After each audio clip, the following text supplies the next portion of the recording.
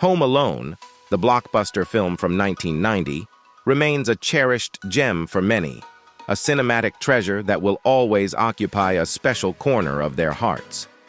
However, as time unfurls its inevitable course, the performers who breathed life into this beloved movie have departed. Today, we gather to honor 6 Home Alone actors who have bid farewell to this world.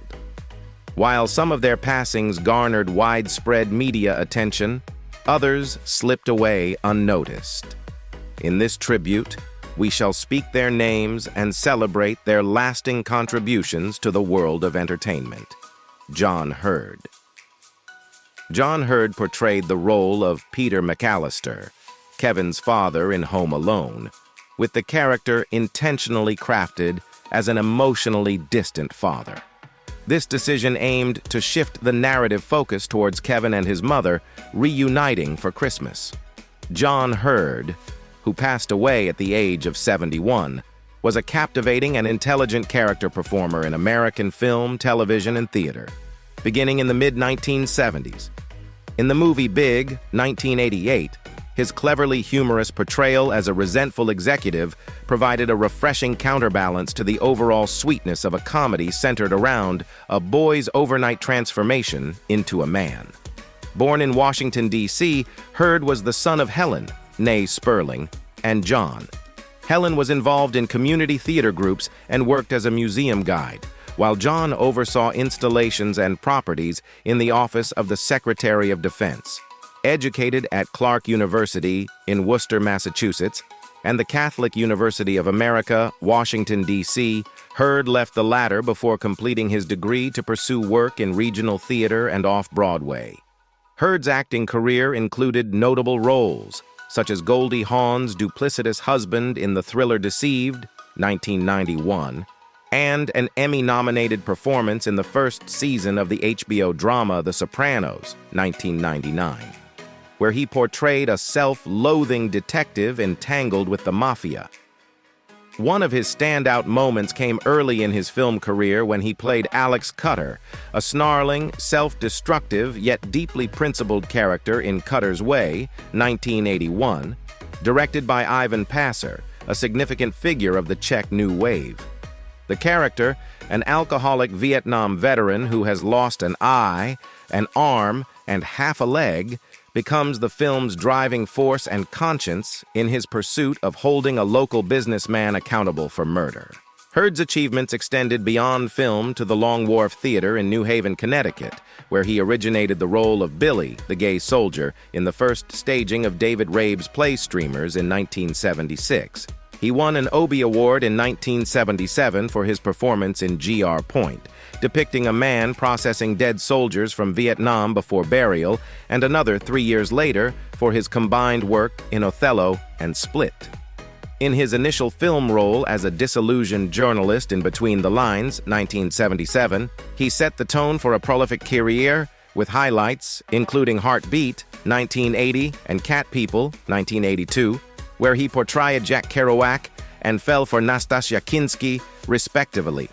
He continued to perform extensively, with standout moments including the underground thriller CHUD, 1984, the coming-of-age tale Heaven Help Us, known as Catholic Boys in the UK, and Martin Scorsese's nighttime screwball comedy After Hours, both 1985.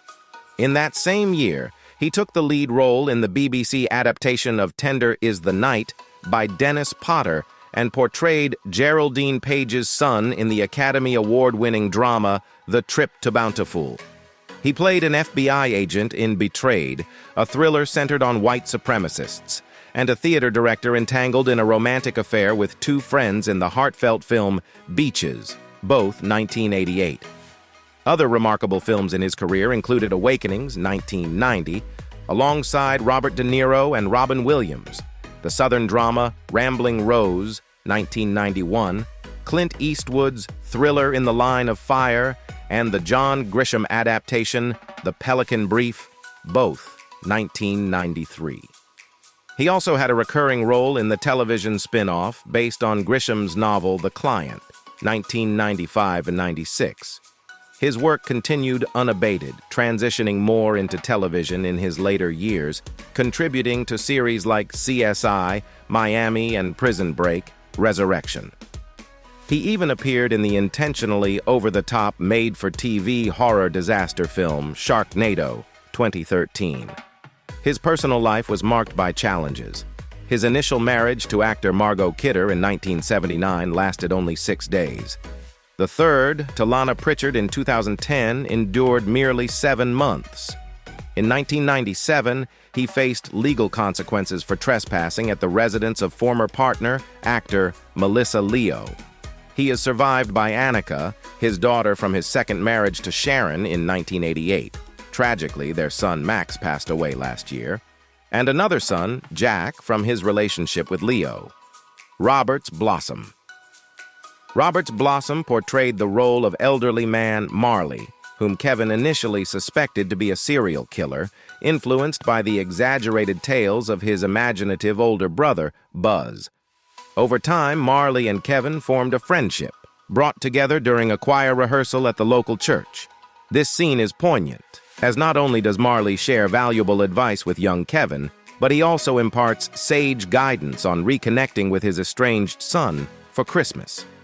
Kevin follows this counsel, resulting in a doubly joyful conclusion to the movie. Blossom passed away on July 8, 2011, at the age of 87, succumbing to cerebrovascular disease while residing in a nursing home. Born Robert Scott. Blossom on March 25, 1924, in New Haven, Connecticut. To John Blossom, an athletic director at Yale University, he grew up in Cleveland before relocating to Shaker Heights, Ohio. Blossom attended Hawkins School, graduated from Asheville School in 1941, and spent a year at Harvard University before serving in the United States Army during World War II in Europe. Initiating his acting career on stage in the 1950s, Blossom earned 3 Obie Awards for his performances in off-Broadway plays, including Village Wooing, 1955, his debut, Do Not Pass Go, 1965, and The Ice Age, 1976. In the 1960s, he co-founded Film Stage, a multimedia avant-garde theatrical troupe. His Broadway credits encompass Ballad of the Sad Cafe, Operation Sidewinder, and a role in Peter Brook's 1988 production of The Cherry Orchard. Blossom made his screen debut in 1958 and appeared in his first feature film, The Hospital, in 1971.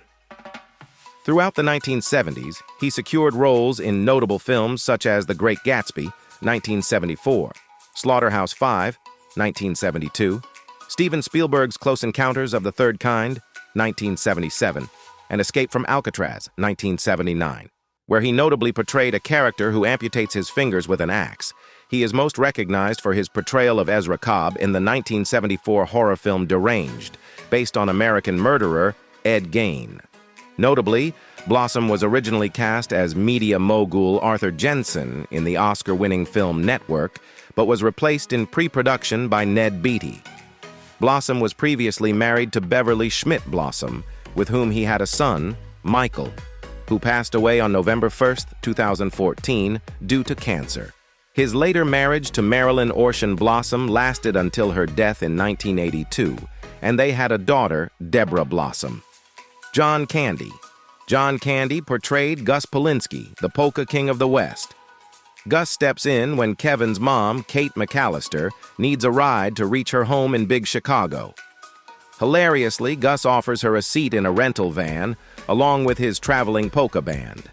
During the journey, he amusingly suggests that Kate plays the clarinet and shares a comical anecdote about accidentally leaving his own child in a funeral parlor all day, assuring that the child turned out fine and started talking 6 or 7 weeks later. Candy passed away peacefully in his sleep at the age of 43 on March 4, 1994, in Durango City, Mexico, while filming Wagons East. Reports indicated that Candy's cause of death was a heart attack. Born on October 31, 1950 in Toronto, Candy grew up in Newmarket, Ontario, in a working-class Catholic family. The son of Sidney James Candy and Evangeline Candy, he spent his childhood at 217 Woodville Avenue in East York, Ontario. In 1971, Candy secured a small role as a Shriner in Creeps, a play by David E. Freeman, during the inaugural season of the Tarragon Theatre in Toronto. In 1980, Candy hosted a short-lived NBC television program called Roadshow, characterized as improvisational journalism by The Washington Post. The show featured Candy traveling in a tour bus to Baton Rouge, Louisiana, and Carbondale, Illinois, interviewing college students in party atmospheres. He also had backstage access to interview Midge Ure, the lead singer of the UK electronic band Ultravox, during the Halloween street celebration in Carbondale. Candy and his wife, Rosemary Hobor, had 2 children, Christopher Michael and Jennifer Ann. Publicly acknowledging his struggles, Candy admitted to suffering from severe anxiety and panic attacks. In 1991, Candy, along with Bruce McNall and Wayne Gretzky, became an owner of the Canadian Football League's Toronto Argonauts. The team, under their ownership, won the 1991 Grey Cup. Wagons East, the film Candy was working on at the time of his death, was completed using a stunt double and special effects. His final film, Canadian Bacon, a satirical comedy by Michael Moore, was released a year after his passing. Candy's last recorded voice work was for the TV film The Magic 7 in the early 1990s, which faced production challenges and was eventually shelved. Posthumously, Candy was inducted into Canada's Walk of Fame in 1998. In May 2006, he was featured on a postage stamp by Canada Post, honoring him as one of the first 4 entertainers ever honored this way. On October 31, 2020, Toronto Mayor John Tory declared John Candy Day on what would have been his 70th birthday. Blues Brothers 2000 pays tribute to Candy, who played a supporting role in the original Blues Brothers. A memorial event hosted by Dan Aykroyd took place at the 2007 Grey Cup Lantern in Toronto in November 2007. Ralph Foody. Ralph Foody portrayed the gangster in the film that captures Kevin's attention while he indulges in a large bowl of ice cream. The fictional movie is titled Angels with Filthy Souls, and Foody, renowned for his role, famously utters the line, "Keep the change, you filthy animal," as Kevin confronts his mother, realizing that Kevin has been left home alone. Foody succumbed to cancer in 1999 at the age of 71. Born in Chicago, Illinois on November 13, 1928, Foody amassed various screen credits in the 1980s, including the Arnold Schwarzenegger film Raw Deal and the 1991 movie Dillinger, where he shared the screen with fellow gangster actor Lawrence Tierney. In 1990, Foody portrayed 1930s mobster Johnny in the film Home Alone and reprised the role in its 1992 sequel, Home Alone 2: Lost in New York. In both films, Foody's character, Johnny, features in the black and white gangster movies within the films, Angels with Filthy Souls and its sequel, Angels with Even Filthier Souls. His performances are memorable for the iconic catchphrases, "Keep the change, you filthy animal," and "Merry Christmas, you filthy animal," and "A Happy New Year." His role in Home Alone 2, Lost in New York, marked his final appearance in a film. Originally set to play Snakes, the character killed by Johnny in the first Angels with Filthy Souls. Foody's recent knee replacement surgery prevented him from performing the death scene where Snakes drops to his knees, resulting in a reversal of roles. Foody also took on the role of Det, Craigie, the alcoholic and negligent Chicago cop in Code of Silence, and served as the police dispatcher in The Blues Brothers. Known for his sharp wit, Foody earned the nickname The Witster on set. Following the filming of Home Alone 2, Lost in New York, Foody retired from acting, relocating to Lexington, Kentucky, where he remained until his passing. Billie Bird. Billie Bird portrayed Irene, the elderly woman at the airport whom Kevin's mother attempts to convince to exchange her ticket for money and jewelry. Bird passed away on November 27, 2002 in Granada Hills, California, at the age of 94 after battling Alzheimer's disease for several years. She rests in the Forest Lawn Memorial Park Cemetery in Glendale, California. Hailing from Pocatello, Idaho, Bird was discovered at 8 while residing in an orphanage. In her youth, she performed in vaudeville, including an act with the King Sisters, and later transitioned to theater cabaret before entering the realms of television and film. Credited with an appearance in the 1921 film Grass Widowers, the accuracy of this information remains uncertain. Regardless, her film debut occurred in 1950, featuring a brief, uncredited role in The Odd Couple as a chambermaid.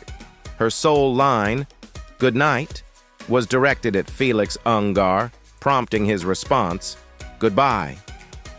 Frequently cast by director John Hughes, Bird graced many of his films in the 1980s and 1990s, including 16 Candles, Home Alone, and Dennis the Menace.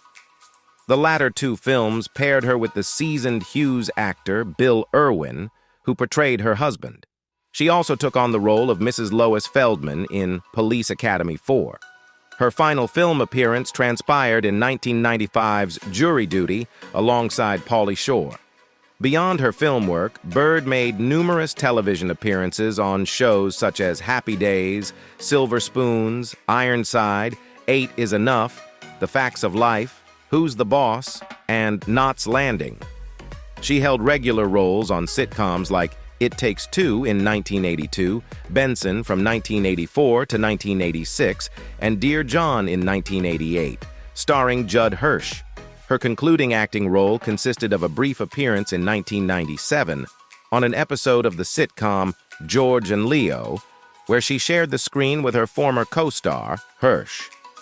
Bird entertained troops in Vietnam with her personalized variety act, Flying High with Billie Bird. Recognized for her efforts, she became one of the few women to be honored as an honorary member of the Green Berets. Bird was married to Edwin Sellon until his passing in 1966, and together they had 3 children. Bill Irwin. Bill Irwin, the individual who portrayed Man in Airport, has also passed away. You may remember him informing Kevin's mother that she doesn't require any more earrings, as she already possesses an entire shoebox full of those dangling ones. Irwin succumbed to natural causes at his residence in Studio City, California, on December 29, 2010, at the age of 96. Born on December 2, 1914, in Honey Grove, Texas, Irwin attained a bachelor's degree in journalism from the University of Texas at Austin and a master's in theater arts from California's Pasadena Playhouse. During the World War era, Irwin served as a captain in the United States Army Air Forces, engaging in productions at the Pasadena Playhouse, the Laguna Beach Playhouse, the La Jolla Playhouse, and various Los Angeles venues. Irwin featured in films such as Man from Del Rio, 1956, and The Night Runner, 1957, in the late 1950s. He portrayed Jack Nicholson's father in The Cry Baby Killer, Nicholson's inaugural starring role in 1958. The long out-of-print film saw a DVD release on November 22, 2006. Irwin had credited minor roles in films like The Christine Jorgensen Story, 1970, How Awful About Alan, 1970, Candy Striped Nurses, 1974, and Tarantulas, The Deadly Cargo, 1977. Subsequently, he co-starred with Christopher Reeve and Jane Seymour in the romantic fantasy Somewhere in Time, 1980, as Arthur Byle, the Grand Hotel's venerable bellman. He regularly attended reunions of the cast, crew, and fans of the cult classic at the Grand Hotel on Mackinac Island, Michigan. Initiating his theatrical career with the Laguna Beach and La Jolla Playhouses in 1940, Irwin served as ventriloquist Edgar Bergen's stage manager during Bergen's 1941 nationwide tour. Due to his resemblance to William Gaines, Sam Viviano redesigned Irwin's character as Gaines in the Mad magazine parody of Home Alone. where the married couple sells their tickets to Kate McAllister. Irwin was married to actress and journalist Fran McLaughlin. Irwin from 1948 until her passing in 1995. They resided in the Hollywood Hills and had 2 sons, Michael and Timothy, and 2 daughters, Lindsay and Kelly. Gerry Becker. Gerry Becker portrayed Officer Number 1 in Home Alone. Becker passed away on April 13, 2019, due to complications related to diabetes. Hailing from St. Louis, Missouri, born into a family of priests, Becker initially pursued priesthood studies with Jesuits for 3 years before discontinuing. He attained a bachelor's degree in English from the University of Missouri and a master's degree in theater from St. Louis University. Affiliated with Remains Theater and Steppenwolf Theater Company in the Chicago, Illinois region, Becker took on the lead role in Bernard Slade's romantic comedy at Pheasant Run in St. Charles, Illinois in 1981. Mary Yaney of the Herald of Crystal Lake, Illinois, praised his excellent job portraying the self-centered but lovable writer. He featured in a national Jewish theater production of Grown Ups by Jules Feiffer in 1987, with a review highlighting Becker's ability to operate on the cutting edge, stripping the character of empathy and leaving it less admirable, noting that Becker's piercing performance is just fine. In 1992, Becker played Mr. Wagner in Raymond J. Barrie's Once in Doubt with Remains Theater Company in Chicago. A Variety review observed that Becker is a bit too meek as the curious interloper. The Times of Munster, Indiana, criticized the production but commended the acting, stating that Becker and co-star William Peterson give as good as they get in this bizarre triangle, and that the trio keeps the script taut and still extracts a good deal of humor from the dialogue. So even when everything they say seems arbitrary and stilted, they grab us with the sheer force of their acting. May found his acting beautiful. Beyond his contributions to theater, Becker appeared in various films, including Donnie Brasco, sometimes in leading roles, as seen in Man on the Moon. Becker struggled with alcohol from his teens but achieved sobriety for 10 years by 1995. He was married to Lucy, whom he met while performing in a show at the Court Theater. Well, folks, we've reached the end of another fantastic journey together. Before we part ways, don't forget to hit that like button if you enjoyed what you saw today. It really helps us out. And of course, if you haven't already, subscribe to our channel and ring that notification bell. That way, you'll never miss out on the incredible content we have in store for you. Trust me, you won't want to miss it.